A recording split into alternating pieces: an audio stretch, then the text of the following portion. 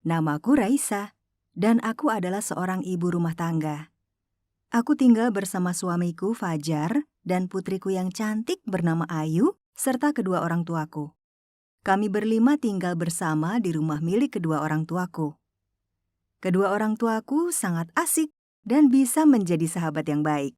Aku dan ayahku bahkan sering pergi ke bar bersama saat akhir pekan. Ibuku juga menjaga dan sangat menyayangi Ayu. Jadilah kami menjadi dua keluarga yang harmonis. Ya ampun Ayu, kamu kayaknya makin jangkung saja ya nak? Iya, Nek. Waktu berkunjung ke rumah sakit bareng teman-teman, aku sempat mengukur tinggi badan. Beneran, udah naik lagi tinggiku. Di TK aja kamu sudah bisa menghitung lebih cepat di depan kelas. Aku dulu kepingin loh punya badan jangkung. Kamu sudah keren kok, kayak model. Ini suamiku Fajar, putriku Ayu, dan kedua orang tuaku. Ayu baru kelas 1 SMP, tapi sejak kelas 5 atau 6 SD, pertumbuhan tubuhnya cepat sekali. Dia jangkung sekali, sehingga sering dikira orang dewasa. Orang tidak percaya kalau dia masih anak SMP. Ayu kelihatan lebih dewasa dari anak-anak seumurannya. Aneh deh kalau ngebayangin kamu itu baru lulus SD. Ih, kakek lebay. Ya, biarpun teman-teman juga kadang ngomong gitu sih. Kadang risih juga deh dibilang begitu. Berarti kan aku udah kelihatan tua ya. Semua orang bilang kamu kelihatan dewasa. Jadi hati-hati ya nak. Bener lo, Ayu? Jangan sampai kamu berhasil dijebak sama cowok gak bener.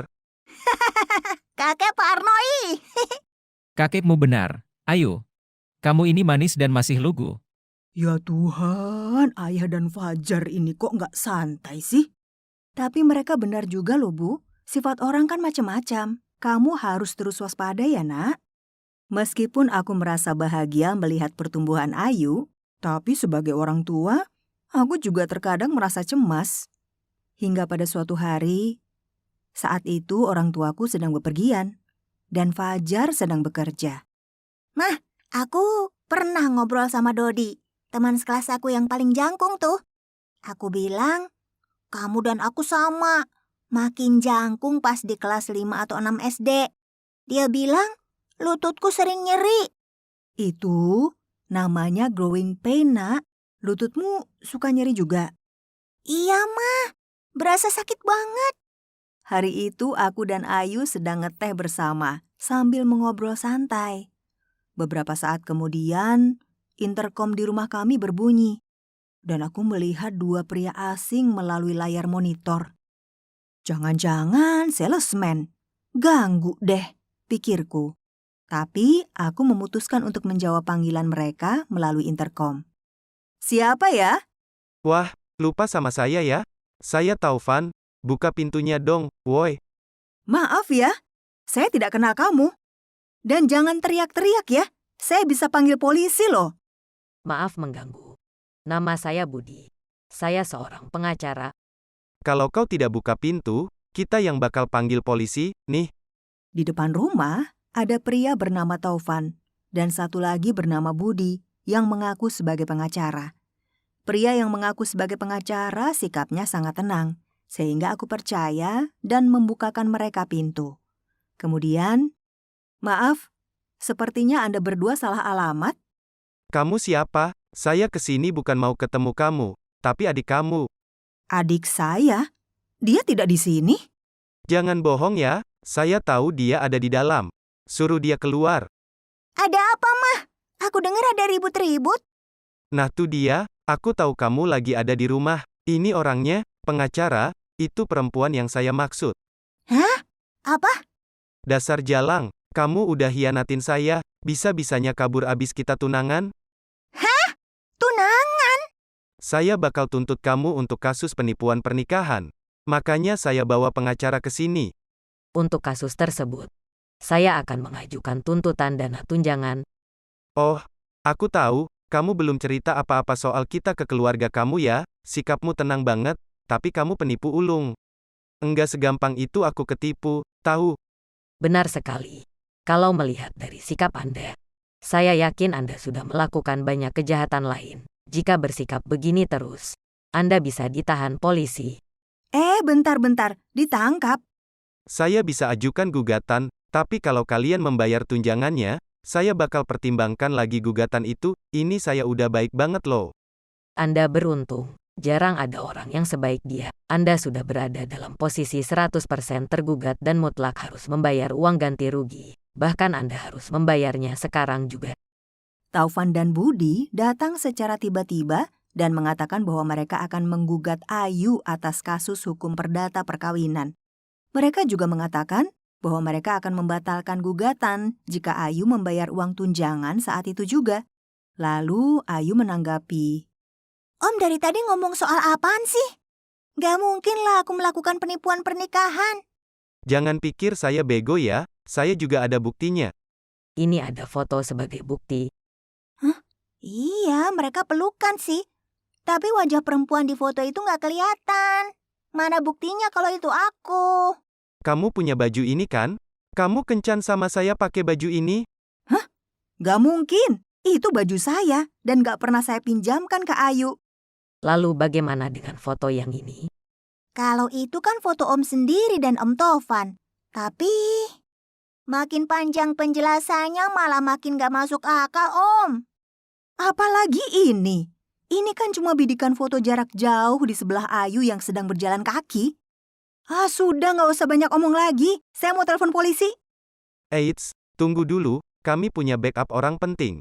Loh, di belakang kami ada backup yang gak main-main, nih. Kalian yang bakal sengsara. Tahu? Backup? Ih, orangnya serem-serem. Seperti yang saya bilang tadi, kalau mau bayar saya bisa maafin kamu. Sesuai yang Pak Taufan katakan. Lebih baik Anda segera membayar tuntutan tunjangannya. Saya mengerti bila Anda melindungi adik Anda. Tapi, Dia bukan adik saya. Apa-apaan nih? Begitu tahu adikmu tukang tipu, terus kalian sekarang musuhan? Bukan begitu. Ayu ini anak saya. Dia baru masuk SMP dan baru aja lulus SD. Umurku baru 13 tahun, Om. Biar gimana pun usaha, Om tetap aja kelihatan serem tahu. Sebaiknya kalian om-om mesum segera pergi dari sini. Aku laporin nih ke guru aku. Aku punya guru wali kelas, namanya Bu Ida. Kalau marah serem banget loh, Om. Taufan dan Budi sepertinya merasa bingung waktu aku bilang bahwa Ayu adalah putriku. Masih anak SMP? masa sih Anda bercanda ya? Memangnya saya kelihatan bercanda? Saya memang punya saudara perempuan, tapi dia sekarang sedang ada di luar negeri. Saya nggak akan bercanda soal beginian. Adik saya tidak tinggal bersama saya. Perempuan-perempuan yang tinggal di rumah ini adalah Ayu, saya, dan ibu saya. Terus, om-om serem yang ada di foto kalian yang ada di belakang itu, mereka siapa? Kalau pengen tahu, itu orang-orang dari Wijaya Group. Kalian tahu kan mereka orang berpengaruh di sini? Oh, kalian kenal orang dari Wijaya Group? Mereka ini siapa? Kok ekspresinya seperti orang mengantuk atau mabuk?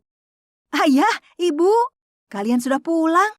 Ini Pak Tovan, dan ini Pak Budi, yang katanya seorang pengacara. Dia bilang Ayu selingkuh atau apalah. Terus dia menuntut Ayu untuk kasus penipuan pernikahan. Aku nggak pernah tuh ketemu sama om-om ini. Aku sukanya sama Jungkook dari BTS. Nggak tertarik sama om-om ini. Ada lagi, Kek. Dia minta aku bayar tunjangan karena ada backup dari Wijaya Group gitu katanya. Apa? Gimana caranya cucu saya bisa hianatin kamu? Cucu saya pinter milih orang. Gak bakal tertarik sama model cowok gak bermutu kayak kamu. Mending diam, Bu. Saya bilang udah kena tipu, ya kena tipu. Di belakang kami ada Wijaya Group. Jadi jangan main-main sama kami. Kalian beneran deket sama orang Wijaya Group? Iyalah, jadi jiper kan kalian? Kami mengenal mereka sejak lama. Dan mereka bakal melakukan apa aja yang kami minta. Kakek aku ini dulu pimpinan Wijaya Group loh. Kalau kalian kenal lama dengan mereka, paling nggak kalian mengenali wajah kakekku dong. Berani sekali kalian ngomong kayak gitu tadi. Faktanya, ayahku memang pernah menjabat sebagai pimpinan Wijaya Group. Begitu Ayu memberitahu mereka mengenai hal ini, Taufan dan Budi... Bapak itu dulunya ketua geng Wijaya Group. Ah, masa sih? Tindakan kalian ini bodoh sekali. Bodoh sekali kalian berani-beraninya menakut-nakuti cucu kesayangan saya. Waduh, Hei kalian, ya, bagaimana Bu? kalian ini memangnya siapa? Kok berani-beraninya bicara kayak gitu ke putri dan cucu saya? Segala penipuan pernikahan lah, minta uang tunjangan lah. Kalau saya mau, saya bisa bayar kalian. Dengar ya, kalian akan mendapatkan balasan yang menyakitkan. Ya ampun, ibu itu serem banget. Kita kabur aja dari sini. Mau lari kemana kalian? Apa yang kalian lakukan terhadap keluarga saya? Polisi, kok ada polisi di sini? Siapa yang telepon polisi? Aku yang telepon. Tingkah laku om-om udah mencurigakan sejak awal datang. Jadinya aku telepon ayah dan membiarkan teleponnya tersambung terus. Saya dengar baru-baru ini ada kabar sekitar sini ada dua pria yang sering melakukan penipuan lalu saya adakan pengamatan, namun kemudian kantor polisi mendapat beberapa telepon pengaduan dan laporan mengenai penampakan dua penipu itu. Kami akhirnya meningkatkan kewaspadaan, tapi tak pernah saya kira kalian menyasar keluarga saya. Sepertinya mereka sudah ditakdirkan untuk tertangkap di sini. Rasain deh. Jauh-jauh kemari nggak tahu apa-apa soal kami, bikin ribut, terus ketangkep deh. Sial bagi Taufan dan Budi, mereka mendatangi rumah mantan ketua geng Wijaya Group, sekaligus rumah seorang petugas kepolisian. Taufan dan Budi benar-benar dibuat kaget dengan fakta ini. Tapi, kami tidak menerima uang apapun. Heh? Apa? Kan tidak ada kasus hukum apapun, kami tidak terbukti melakukan kesalahan. Ya, benar. Kami kan tidak menerima uang sepeser pun. Tidak ada kasus apapun yang terjadi. Tidak uang yang diserah terimakan. Jadi mestinya tidak ada kasus. Jadi om-om ini kepingin bisa lolos gitu aja setelah mengatakan tuduhan palsu. Meminta maaf saja tidak. Oh ya sudah, maaf kalau begitu. Maaf. Saya minta maaf deh. Apa-apaan deh kalian? Bikin emosi aja. Kalau kalian beneran menyesal, nggak sekedar bilang minta maaf aja dong. Terus kami mesti gimana dong supaya dimaafkan? Mestinya minta maaf saja cukup. Kan tidak ada kasus kejahatan apapun. Kalau emang beneran menyesal, permintaan maafnya harus tulus dari lubuk hati. Ada tuh cowok-cowok di kelasku yang minta maaf cuma di bibir aja. Brengsek banget. Bikin emosi. Karena kelihatan banget kalau mereka cuma main-main. Itu kan kalau anak-anak. Orang dewasa biasanya meminta maaf ya seperti itu. To the point aja. Om banyak alasan deh. Udah ketahuan gak serius minta maafnya juga. Mamaku bener. Orang yang tidak meminta maaf dari dalam hati sama saja seperti mengolok-olok. Loh, jadi tidak boleh bilang minta maaf lagi? Perempuan itu susah dimengerti. Nyusahin aja. Dia yang salah, dia yang marah. Kalian ini kan sudah dewasa. Mestinya lebih tahu gimana bersikap. Ayu kelihatan kesal dengan sikap Taufan dan Budi. Tetapi, keduanya merasa mereka tidak bersalah karena tidak menerima apapun dari kami. Kayaknya kita datang ke keluarga yang banyak masalah. Pak Polisi, kami tadi sudah minta maaf. Jadi kami bisa pulang dong. Enak saja kalian. Saya akan interogasi kalian. Masa kami harus diinterogasi padahal kami tidak melakukan kesalahan apapun? Memangnya apa masalahnya? Pertama-tama, kalian berlima mengeroyok kami yang cuma berdua. Sudah begitu ini sangat merugikan kami. Karena kalian ini satu keluarga. Bisa saja saling melindungi. Ya Tuhan, pandai sekali kau bersilat lidah. Tahu nggak, kalau yang kalian bicarakan itu omong kosong doang. Loh, ibu kok malah meledek? Kami ini korbannya loh. Kakek, nenek, kalian harus lihat foto ini nih. Lah, inikah cuma foto Ayu sedang berjalan berbarengan dengan laki-laki itu? Memangnya ada apa dengan foto ini? Dia bilang ini bukti kalau dia pacaran dengan aku. Dan ini foto orang berpelukan. Yang perempuan kelihatan punggungnya doang. Dia bilang itu aku. Itu kan baju yang kamu dan mamamu beli sewaktu kalian belanja bareng. Iya, baju seperti itu pasaran. Banyak orang yang punya. Mungkin dia lihat aku pakai baju itu dan membuntutiku sampai rumah. Terus kalau memang benar begitu, apa kesalahannya? Pantas aja. Bertamu tapi sikapnya aneh. Biarpun kami sudah bikin heboh. Tetap kami tidak melakukan kesalahan apapun. Taufan dan Budi terus berusaha membela diri. kalian itu sudah menempatkan putri dan cucu saya dalam kondisi yang mengerikan. Tadi, enak saja bilang kalian gak bersalah. Yang kalian lakukan itu udah kelewatan. Sinting! Bentar. Bu, sabar, Bu. Gimana bisa sabar? Kata kalian kenal geng grup Wijaya, kalian punya nyali kalau benar-benar berhadapan dengan mereka? Kalian pikir bakal dibiarkan hidup di penjara enak-enakan? Tidur enak, makan 3 kali sehari? Mereka bakal bikin kalian mati. Bu, tenang dulu, Bu. Kita serahkan saja pada Papa dan pihak kepolisian. Kalau kalian tenang kok jadi makin serem ya? Pak Polisi, mohon perlindungan Pak. Biar geng Wijaya Group yang urus mereka. Kalian gak berhak meminta pengampunan? Sudah. Aku yang akan mengurusnya, serahkan semua pada polisi. Ya sudah, kalau Fajar bilang begitu, aku gak bisa apa-apa. Hidup kalian terselamatkan. Oh, syukurlah. Serem banget kalau ngebayangin orang-orang itu ngerjain saya. Kalian ditunggu nenek dan kakek di luar ya? Apa? Ya iyalah, setelah apa yang kalian lakukan ke mereka. Nah, gitu dong. Serahkan pada kami Wijaya Group. Ampun, maaf kami sudah membohongi kalian. Sejujurnya, baru hari ini kami bertemu dengan Ayu. Saya mengakui perbuatan saya dan memohon ampun. Halah, tidak ada maaf-maafan. Ikut saya ke kantor polisi. Ampun, Pak Aak. Minta maaf saja nggak cukup. Tolonglah, ampuni kami. Saya nggak akan maafin kalian. Jangan datang lagi, dan bye. Taufan dan Budi dibawa ke kantor polisi, kemudian mereka ditahan. Taufan terbukti berbohong terkait soal penipuan pernikahan, sedangkan Budi terbukti hanya mengaku-ngaku saja sebagai pengacara. Meski kasus penipuannya tidak terbukti, perilaku mereka sangat mengganggu sehingga dikenai denda. Ini bukan kali pertama mereka ditahan polisi, sehingga mereka pun kemudian dipenjarakan. Namun meski kelak mereka bebas, kedua orang tuaku sudah menunggu mereka. Jadi sepertinya mereka lebih aman jika berada di balik jeruji besi.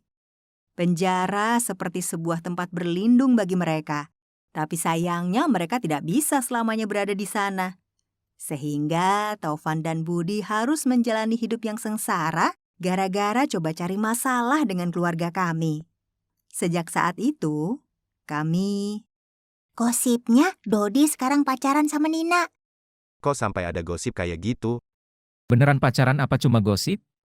Waktu tangan Dodi terkilir, Nina ngebantuin dia. Nah, ada yang lihat mereka dari belakang.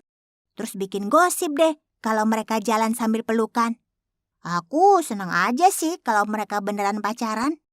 Mama jadi ikutan senang kalau kamu senang. Nenek juga. Masa muda memang masa yang paling indah ya. Sejak saat itu, Ayu hidup berbahagia tanpa ada lagi orang-orang aneh yang menemuinya. Dia senang sekali dengan kegiatan sekolahnya dan bercerita padaku setiap hari. Ayu menceritakan tentang Taufan dan Budi pada sahabatnya dan wali kelasnya, Ibu Ida. Jadilah kedua orang penipu itu dimusuhi bukan hanya oleh kami, tetapi juga Ibu Ida yang menomorsatukan keselamatan anak muridnya. Ayu menceritakan kejadian itu dengan cara yang menggemaskan sekali. Ayu juga berkata bahwa meski kami pernah mengalami kejadian gak enak, namun hikmahnya keamanan kami jadi lebih terjamin. Apalagi akhirnya orang tahu bahwa ayahnya adalah seorang polisi. Andai saja dunia dipenuhi keceriaan seperti yang dikatakannya. Meskipun faktanya dunia tidak seperti itu, kami berniat mewujudkan sebuah keluarga yang penuh dengan kebahagiaan dan senyuman. Aku akan terus mendampingi Ayu tumbuh dewasa bersama Fajar dan kedua orang tuaku, seraya menghargai tiap momen kebahagiaan yang mengiringi langkah kami.